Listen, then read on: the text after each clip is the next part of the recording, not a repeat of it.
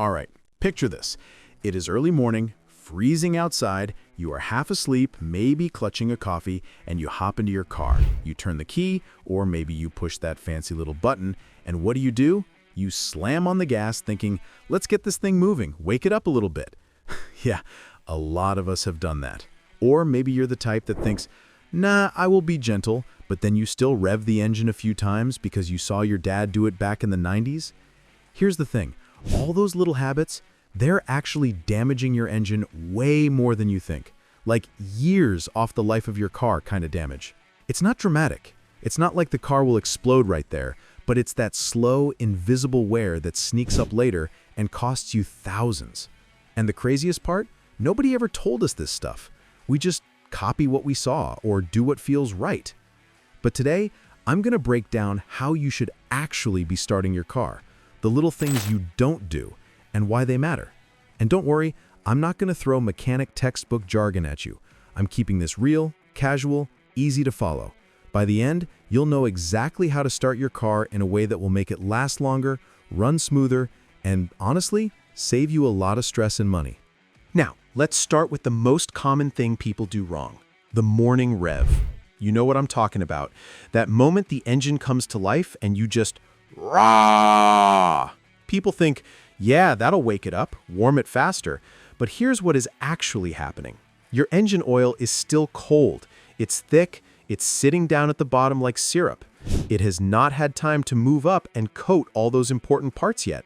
And you are out here demanding it to work overtime before it's even ready. That's like you rolling out of bed and someone yelling, run a marathon, right now. No stretching, no coffee, nothing. You would probably pull a muscle instantly. Same with your car. It's basically begging you to chill out for a few seconds. The better move?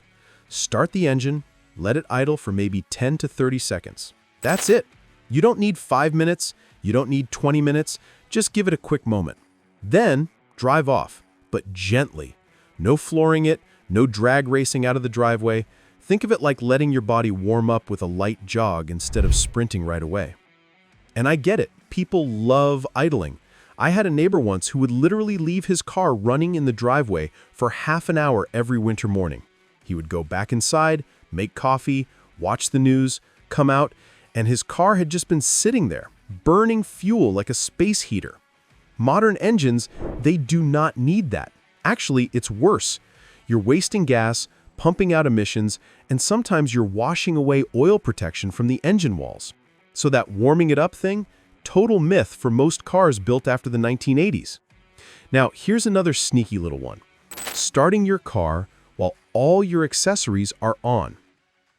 Headlights on, AC blasting, seat heater on full, maybe the radio is already thumping.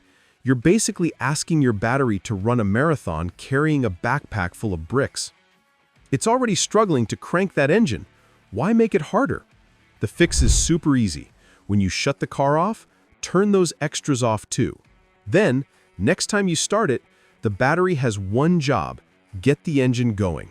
And speaking of old habits, pumping the gas pedal before starting the car. Yeah, I have seen people do this like they are starting a lawnmower. This comes from the old carburetor days, back when you actually did have to prime the system with fuel. But modern cars, they have fuel injection. The computer does it for you. Pumping the pedal now just confuses things. At best, it does nothing. At worst, you can actually flood the engine.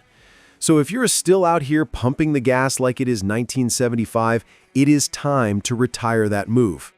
Now let's talk about those little warning lights on your dashboard. You know the ones you totally ignore?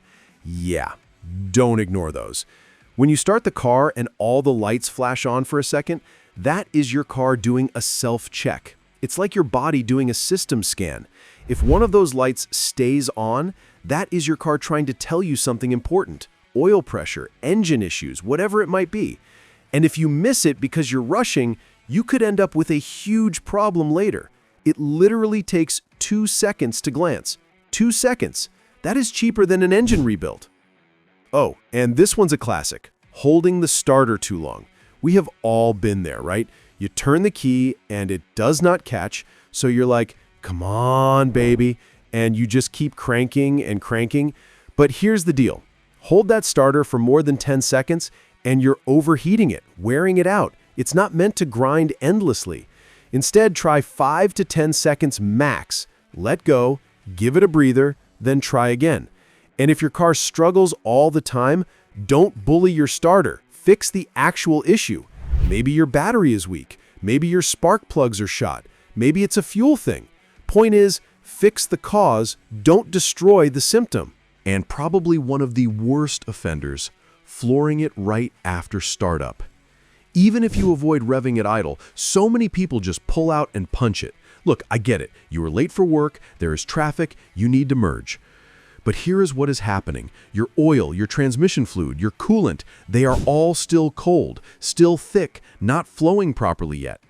You slam the gas and you are forcing stiff, unlubricated parts to grind against each other. It's like trying to do yoga without stretching. You are just begging for an injury. Instead, ease into it. First 5 to 10 minutes, drive like a grandma. And hey, no shame in that. Once everything is warmed up, then you can drive however you like. That patience is what makes an engine last 300,000 miles instead of dying at 120. Now maybe you're wondering, okay, but does this really matter that much? And the answer is, yeah, it does. Think about it. Your engine has hundreds of moving parts spinning thousands of times per minute. They are only protected by this thin little layer of oil. Every time you rev too soon, idle too long, or floor it while cold, you are grinding that protection away. You might not notice it next week, but years from now, that is why engines start burning oil, why parts wear out, why you get those huge repair bills. I like to think of it like brushing your teeth. Skipping one day is not the end of the world, but skip every day for years? Yeah, you are going to pay for it. Starting your car the right way is like daily hygiene. It is boring, it is small, but it saves you from massive pain later. So, next time you start your car, remember this quick checklist in your head. Don't rev it like you're in Fast and Furious. Don't leave it idling like it is a space heater. Don't floor it right away, and give it a couple of seconds to wake up before you drive off. That is it. Simple little habits that can literally add years to your car's life. And now I want to hear from you. Be honest. What is a car habit you used to do that you later found out was bad for your car? Maybe it was pumping the pedal, maybe letting it idle forever, maybe you were the morning rev king or queen. Drop it down in the comments. I guarantee you are not the only one. And hey, if this video helped you out, do me a favor. Drop a comment, hit that like button, and don't forget to subscribe. I've got a lot more simple car tips coming your way, stuff that will keep you driving longer, cheaper, and smarter. Drive safe, take care of your ride, and I will see you in the next one.